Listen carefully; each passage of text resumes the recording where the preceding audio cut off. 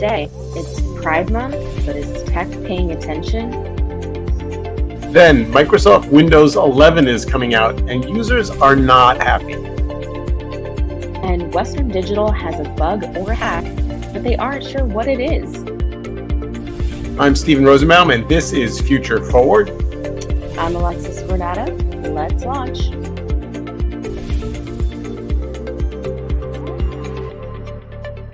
Hey, Alexa. Hey, Steve. You're angular today. You're not horizontal. You're vertical today. I know. I'm actually against it. So I am.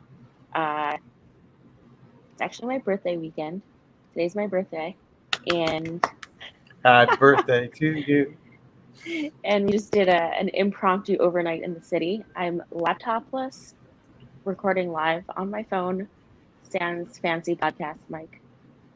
Well, you look and sound fabulous, and happy birthday. And it is also, Pride weekend, which is Pride month, and it's interesting to me. I mean, so we're going to talk about three things today.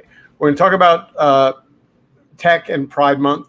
Then we're going to talk about Microsoft and their weird meltdown thingy, and then we're going to do a thing about Western Digital and their connected hardware and how it may be doing really creepy things. But I think the Pride story is maybe the big one, because on one hand, I remember when the Pride March in New York was not only a really big thing, but a really controversial thing. Mm-hmm. We've come a long And way. we have come a long way. And,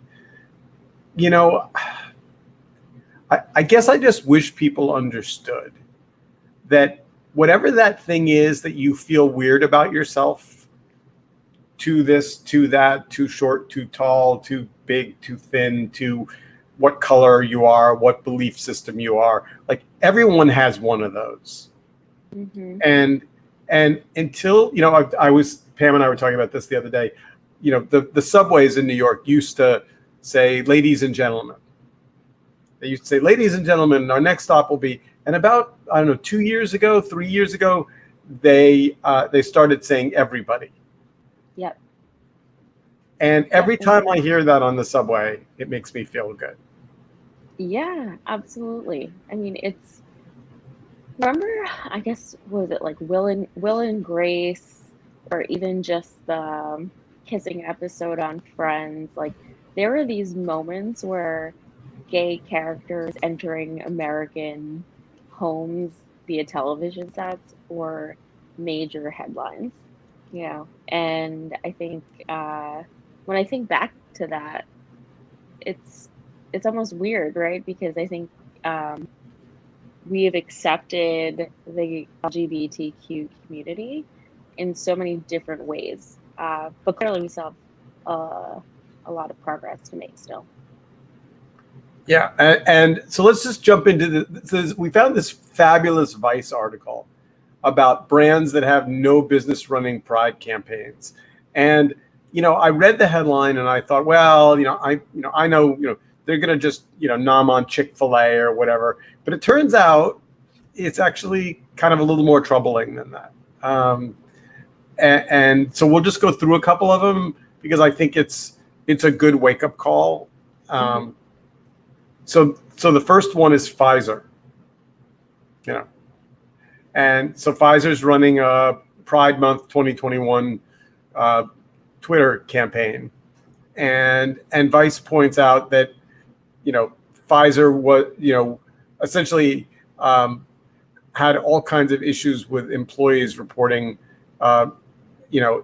issues within the company, and that Pfizer donated nearly $1 million to 52 different anti-gay politicians in 2018. So let me play devil's advocate for a minute. If you did terrible things in 2018, but are now doing good things in 2021, are you is there not some statute of limitations on when you can say positive things about the community, even though you did bad things, 4 or 5 years ago? I think if you are going to attempt to speak on behalf of the community, you really need to get permission from them directly. So the pro move within to really work with their ERG, the employee resource group, and probably have a conversation about that. Interesting.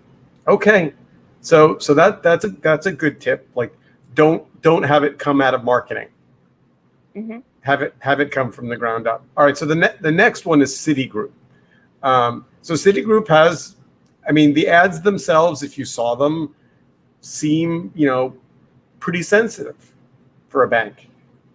But according to Vice, Citigroup has, issues. They sponsored an event honoring Brazil's notoriously anti-gay president Jair Bolsonaro in 2019. Hmm. So again, devil's advocate, different things around the world, big multinational company, trying to be on the right side of history, but also figure out how to interact in Brazil. If you have a lot of experience in this space, would your advice have been, we've just got to stay, we've got to just steer clear of Bolsonaro? Yeah, I think, being loud and proud and trying to capitalize on a content calendar moment comes with so many pitfalls. And so ultimately just what it are lining up what your goals are and starting from there is, I think, so key, because often what happens is marketing teams just feed into this content cycle. Okay, it's Mother's Day, then it's Pride Month, then it's July 4th, then it's back to school. And you're sort Wait. of Hold on. Father's Day, please. Father's Day, yes, Father's Day. Yeah. Father's Day nested within Pride, and it's just like it's so easy to kind of just mindlessly say, okay, cool, now we're gonna like turn our logos rainbow. and Yeah. and it's I'd say most of the time it's not malicious. If anything, it's very well intentioned. It's meant to feel celebratory. It's meant to show allyship. But again, it really does not center the right voices in the room, right? It doesn't center the people who you're speaking about, and then it doesn't, I think, really get proper endorsement or thought from the right stakeholders at the top. So Disney does exactly what you just said. They take a rainbow and they put their heteronormative characters in front of it. Like, Right. like, and Vice calls them out kind of pointedly, like, 59 films, never featured an openly gay character. Mm-hmm. Eight decades. So, if you really wanted to do something meaningful, you'd have Donald come out. Yeah. Although he is a duck after all. They are making progress in the Star Wars universe. Like they've done made a significant commitment to hiring a diverse cast. Okay. All right. The next one, and this one, I've got to say, caught me by surprise. Having not seen this ad in my feed, it appears the FBI has a celebrating Pride Month ad that's out running. This is like what I mean. Like a community manager sort of just has some kind of quota. Like you need to post on Twitter, 2 times a day or 10 posts a week in order to drive engagement. And again, it's like just putting a rainbow banner out is just so lazy. Agreed. And also like not necessary. All right. Last one from this, which I actually thought was fairly troubling, Cigna. So Cigna, insurance company, happy Pride Month, rainbow flags, yay. Meanwhile, they are going out of their way to roll back coverage of gender dysphoria. Everywhere except New York, by the way. They limited their coverage everywhere except New York. So if you really want to celebrate, you'd cover, the community as opposed to running a Twitter ad. Yeah. I mean, I think when it comes to brand building and great marketing, it's like what you believe in, what you say, and what you do have to be consistent. And so this is really where it's like a litmus test. A lot of companies just fall short. They might say the right things, they might believe in the right things, but if their policies and behaviors don't reflect that, then it actually has the adverse effect of breeding consumer mistrust. All right, so let's move over to tech for a minute, because this is a good time to ask this question. This is the Next Web article, and the state of tech for LGBTQ workers in 2021. And just so you don't have any question about what they think the answer to that question is, it's just a picture of a dumpster fire.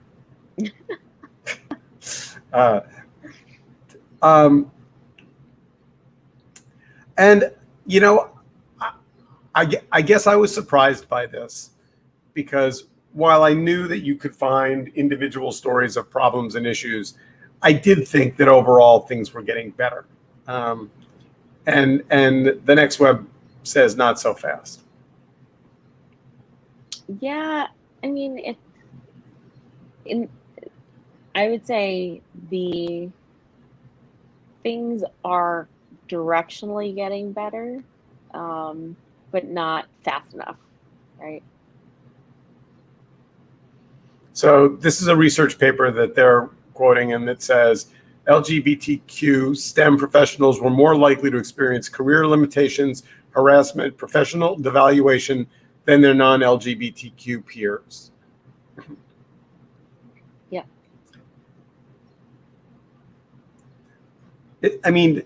You've been more out in the tech space than I have in the last couple of years. Has that been your experience?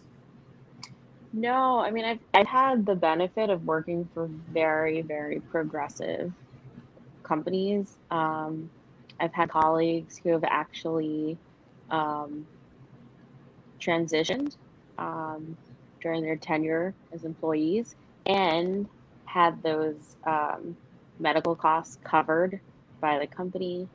I've been part of companies that have formalized like ERG groups that had real budgets to actually do things. But that said, I mean, those policies don't speak to the individual experiences. I don't know if those colleagues felt like they didn't have the same mobility, or that there was actually very, I don't know, like there was unconscious bias play in a pervasive way. I can't say. My perception is that, yes, we tried to foster a very open, inclusive, LGBTQ positive workforce, and that our colleagues were able to thrive, but I can't say. All right, so we'll end this chapter with the kind of the underlying message. There's more work to do. There's more work to do on the marketing side. There's more work to do on the employee side. And, and by the way, it is nice to have June feel like people can be out in public not wearing masks. And I think the celebrations are going to be, extraordinary. That being said, more work to do. All right, so let's move over to Microsoft. So here's the thing about Microsoft. We don't cover Microsoft on this podcast nearly enough. And there's two reasons for that. One, because they kind of let Apple run ahead of them from a buzz perspective, and I think they're fine with that. And secondly, I'm not a Microsoft user except for, I guess, Word and Excel. And So it's easy to forget about them. But this is a big story. So Windows. So I should, before I jump ahead, are you a Microsoft Windows user? Do you have a PC or a Slate or any of those devices? I am 100% Apple. And so when we looked at the show notes and links this week, I was like, wow, I don't even know how much I can contribute to this conversation because it's been like probably 15 years since I have worked on a PC. All right, so this is from tomshardware.com. Here's some data that I did not know. After 6 years on the market, Windows 10 makes up 78% of all Windows installs, and Windows 7, which launched in 2009, 12 years ago, takes second place with 16%. Is it really true that 16% of Windows users are using 12-year-old software? That does not surprise me at all. So the That data point surprises I me. can no, Yeah. because I don't know if you remember like Internet Explorer.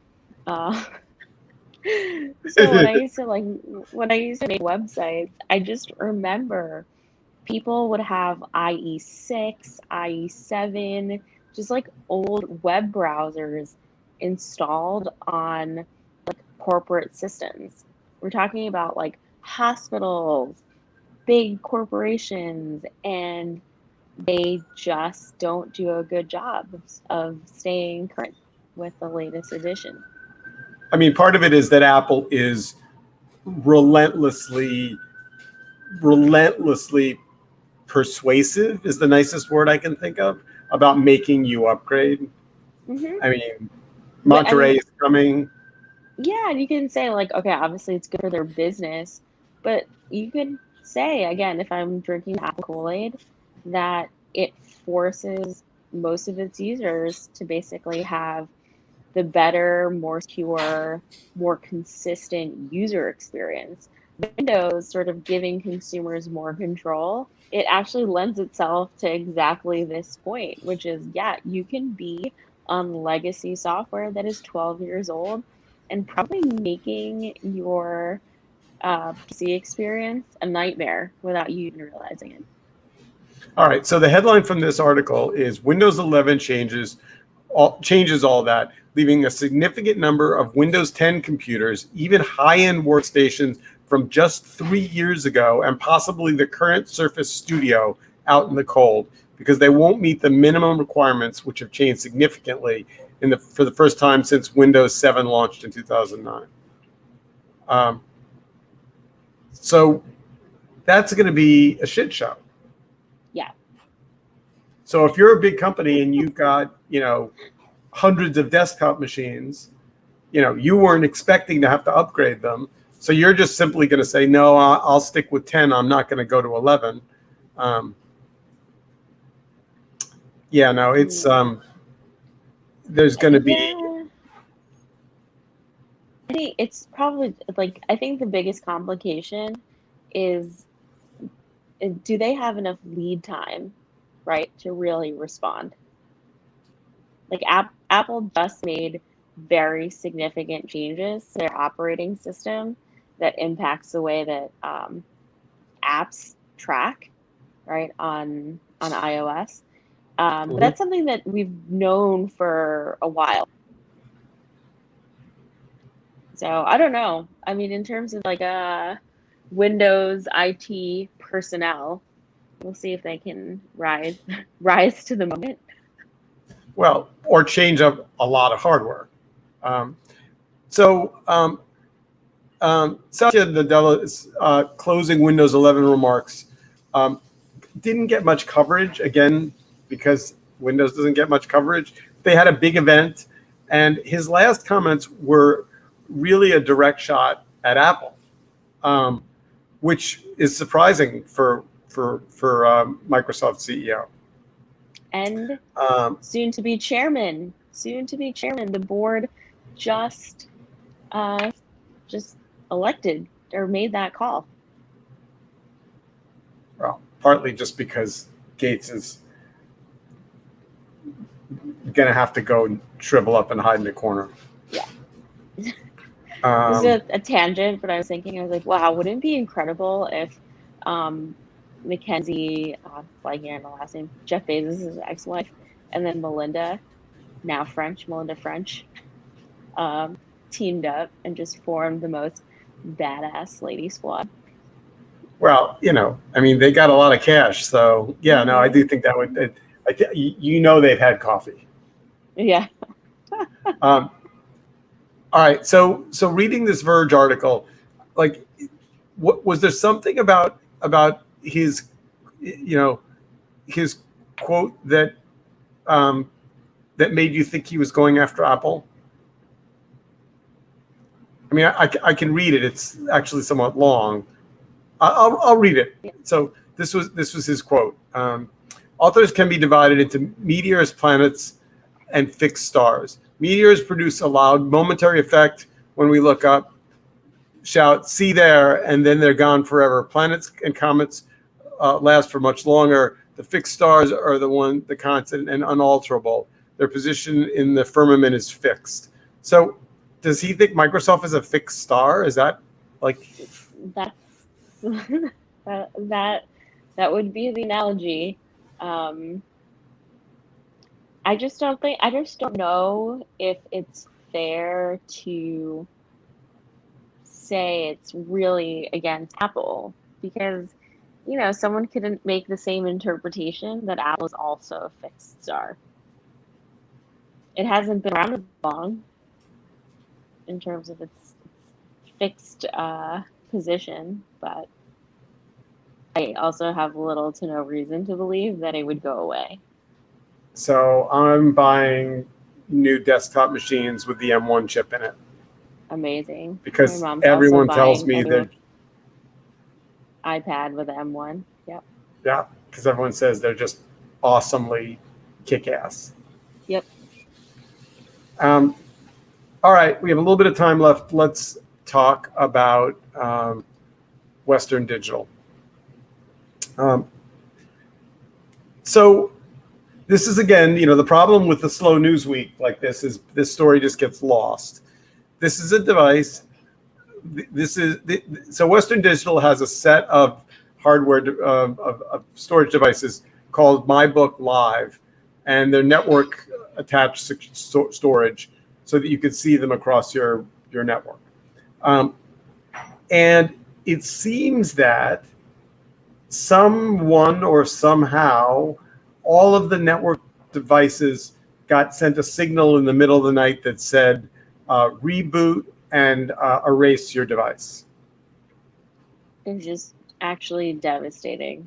Like, when I think about hard drives that I've lost with photos or, like, I don't know, papers, semester papers in college, like, I can't imagine what people who experience this are going through. So none of my devices are connected to the internet. Yeah, for me, that's actually the whole point of having a physical disk, which is like, okay, there's all this cloud storage, but I want something like I can hold and kind of see, so that in case the cloud blows up or whatever, I have a backup.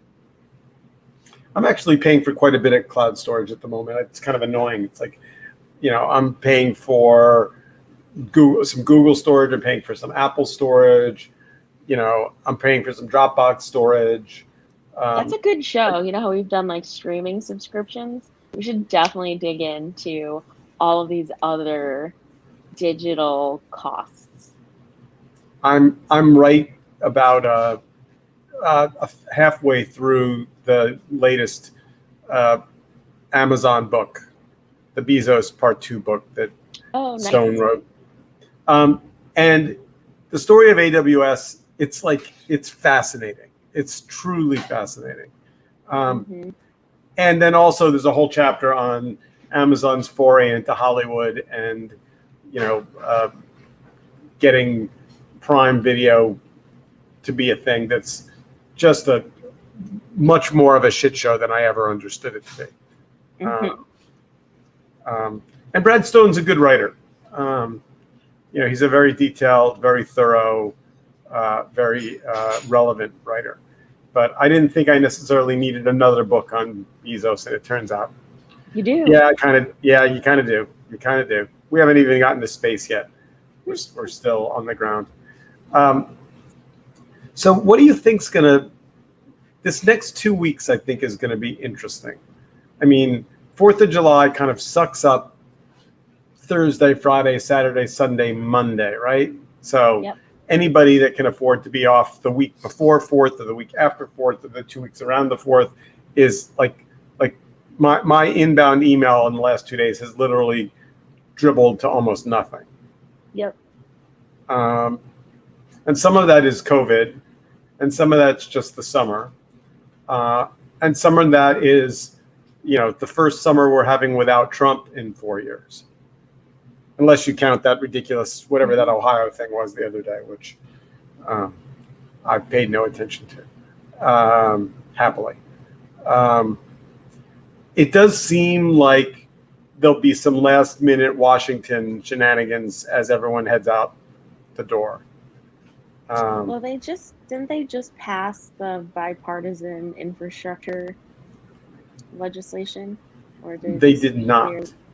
They Oh, did not. okay. They just agreed that there would be bipartisan legislation on infrastructure, at which point